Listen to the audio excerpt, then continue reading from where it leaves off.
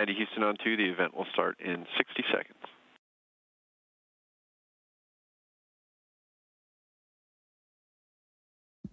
Copy, I'm ready.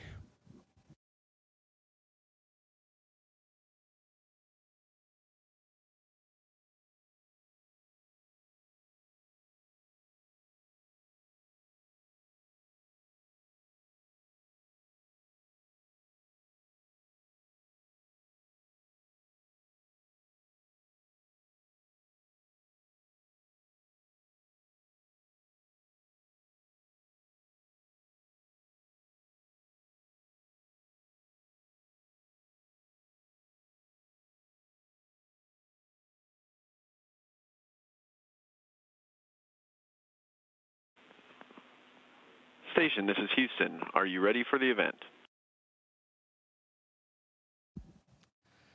Houston, this is Station. I'm ready for the event. European Space Agency, this is Mission Control Houston. Please call station for a voice check. Lidt overrasket blev, at det gik op for mig, at når man er uddannelses- og forskningsminister, så er man som også minister for det ydre rum. Det er ikke engang løgn. Det tror jeg heller ikke, ministeren vidste, dengang Lykke ringede til hende. Men vi kan prøve at spørge hende selv. Christina Elo. Den var Andreas, vi glæder os.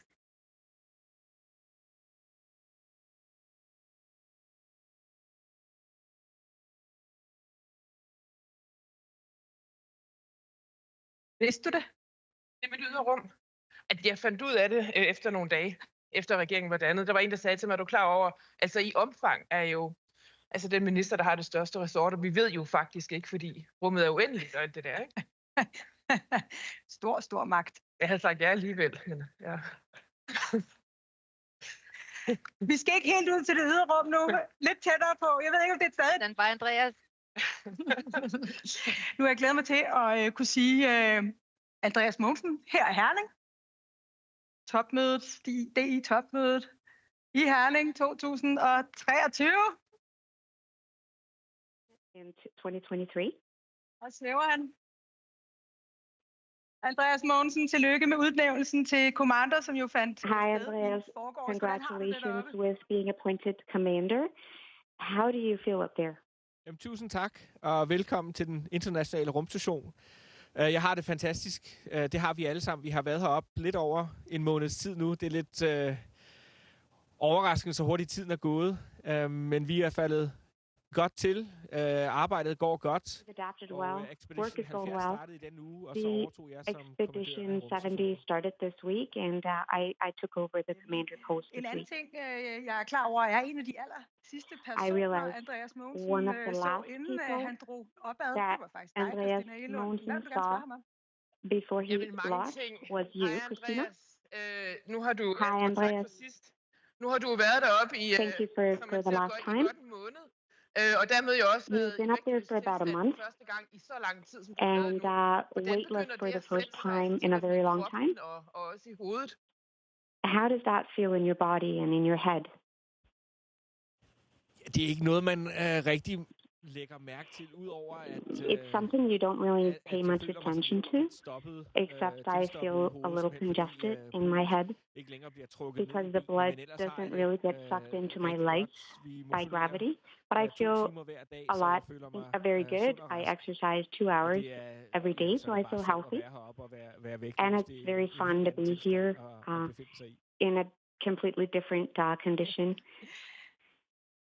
Det er jo en lidt anderledes lederrolle, kan man godt sige, at du har påtaget dig som leder af en rumstation. Udover at motivere de her 2 timer, hvad gør I så konkret for at sikre den psykiske velvære og what do you do to ensure your physical and mental well-being up there? Ja, det er et godt spørgsmål. Altså, That's a very good question. For at kunne ligesom bevare vores maintain evner til at arbejde, our ability to work efficiently for 6 months.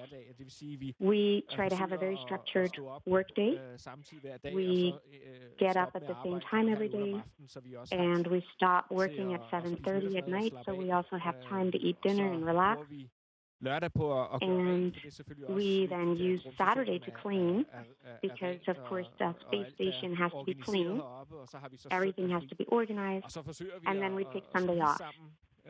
We also try to eat meals together at least a few times a week, where we get together and have a good time, talk,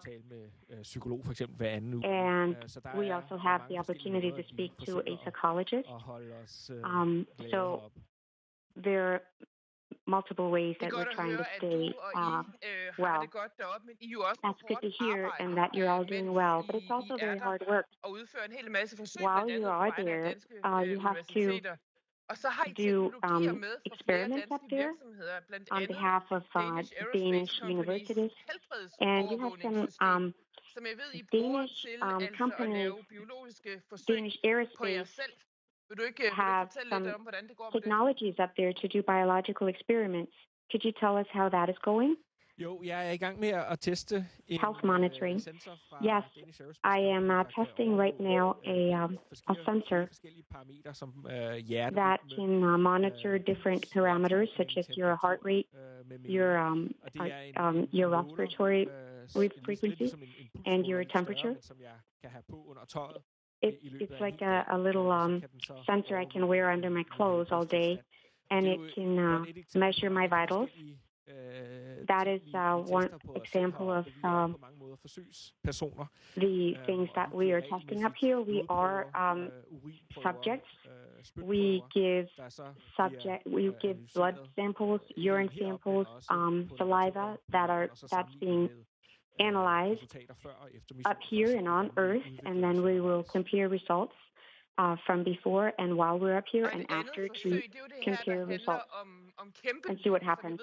And the other experiment is about the giant flashes. You have to take some photos of a little camera. Now you have to take bigger photos. What is it? What are these giant lightning? What do we have to find out about them? What do we use the knowledge about them for? Selvom meget af den forskning vi laver herop although a lot of the research we do up here så laver vi også en del grundforskning, hvor det simpelthen is secondary research. We also do fundamental researching where we try to become more knowledgeable about human beings, about the universe. And so for 20, 30 years ago, we discovered a new phenomenon, these giant lightnings that shoot up from the ground and out into space. And we want to know more about how they start and why and what kind of influence they have on our atmosphere. We have cooperation with Therma, a very big company. I have to be on the. We have to be on the. Or there's some on the outside of the space station. We have to take recordings of these very, very big lightnings that can take a lot of frames per second, so that we can become wiser and know more about these lightnings. There's huge amounts of energy that are being released into the atmosphere. It's also maybe a way to transport gases from different levels of the atmosphere. So it could also maybe influence our climate. And something that we need to use in our models. There are also some experiments with something that we know about here, 3D printing, water purification. What do you have to do with that up there? What do you have to find out? Det er lettere at jonglere i vægtløs tilstand. It's easier to juggle in weightless condition. Jamen altså altså vandrensning for eksempel. Water purification, for instance, and 3D printing are technologies that we can use on Earth, but also have a lot of significance in the future when we go further into space. First back to the moon, but also later onto Mars. We have to be independent as much as possible from Earth when we are in space. It's very expensive to send something up here. So we have to recycle as much as possible, and that also applies to water. Our urine, our sweat, all the condensation is being collected and purified to become drinking water, and we're using currently about 95% we are recycling aboard. We are testing a new technology to purify wastewater in a way that does not. We're using proteins to transport water molecules, and 3D printing is another experiment. I have to test the 3D printer in the hope that in the future we can print our own spare parts and components that we need up here. Right now, everything is being transported from Earth up to us. But if we can print them ourselves, it will make us more independent from Earth, something that is very exciting for the future when we go further into space, for instance, to Mars. I'm very curious. Is that a watch you have on your... what do you use that for? Time passes a lot faster up there with all the sunrises you experiment every 24 hours. It's a completely normal watch I'm wearing. We use Greenwich Mean Time. We have a very, very tight time schedule organized by Mission Control Center in Houston. I have a schedule on my iPad with a red line, and I try to follow that red line during the day so that I don't fall behind. Time is extremely important up here, even if we don't have a normal day and night rhythm. Andreas, it's very, very nice to hear that you can eat together and that you take time off on Sunday. But what do you do when you don't work up there? Jeg bruger selvfølgelig tid på at tale med min familie. I spend time talking to my family and my friends. And I also love to watch, to sit by the window by the cupola. And we can sit out there to look down on Earth and take photos. We have some very good cameras with very big lenses, so we can sit here and take photos of the Earth and share with people on Instagram, for instance, Twitter, Facebook. Andreas, jeg ved ikke, om du kan høre det, men jeg tror, der var Andreas, I don't know if you can hear it, publikum, der blev en lille smule misundelige over den linse der, du kunne vise frem. That are very envious of this big lens that you just showed. Can I ask a personal question? What kind of thoughts do you have when you sit up there and look at Earth from that perspective? Jamen, det er utrolig smukt. Og så er det også very beautiful. Utrolig imponerende and very impressive to find out how many details you can see up here through an 800 millimeter lens. Constructions that you can see through the lens. Lufthavne, for eksempel. Lufthavne er faktisk en rigtig god måde Airports are a very, very good way to identify the cities that you're looking at. Altså det vil sige, det at se jorden heroppe fra to watch the Earth from up here is very beautiful. Man indser hurtigt, hvor unikt et sted you quickly realize how unique Earth is, how crazy it is, and how important it is that we take care of it. There are no alternatives. It's our only place. We have no safety raft. It's so important that on Earth that we make sure we don't ruin it for each other. Another thing that you notice, you can't see country borders. It's one planet. We share it with each other. We're all humans that try to live side by side on the planet. And if we became a little better cooperating, better friends, a lot of our challenges in our daily lives would disappear.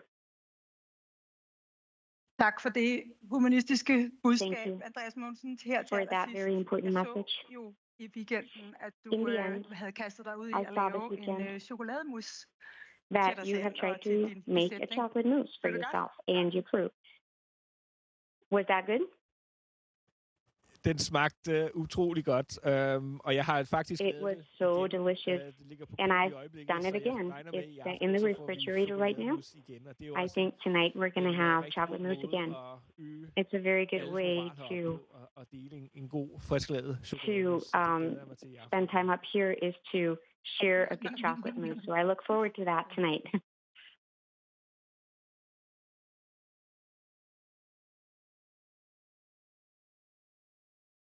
Andreas, jeg håber, at du kan høre, Andreas, at der bliver klappet hæftigt af dig her. That there is a lot of applause here. Altså, hvor meget vi hernede i That Danmark shows følger very med well how i det, much du laver we in Denmark follow your work on the International Space Station. And I can tell you that I've said to you before, we are so proud of you and what you're doing and the work that you're doing up there. And I know you know how much we all follow you. It's so interesting. So thank you for that. Andreas Mogensen, tak for at Thank være you, med Andreas. her på DI-topmødet Thank you for joining us 2023, today og ikke mindst in our tak til Business ESA and Summit NASA Mission Control i 2023. Houston for at gøre And det thank muligt. you Det er very skib much to NASA Andreas Mogensen, in Houston Booking-missionen to og make ikke it mindst possible, rumministeren and the Space Minister as well. Thank you very much, Andreas. Jamen, tusind tak. Det har været en fornøjelse at deltage. It's been such a pleasure to participate. I hvert fald 5 måneder til. And I have to be here for at least another 5, maybe 7 months. So there's going to be a lot of other opportunities to, there's going to be a lot of exciting activities for the next 6 months. Hi. Bye. Station to Houston ACR. That concludes our event. Thank you to ESA and to all the participants at the Boxen Arena. Station, we are now resuming operational audio communications.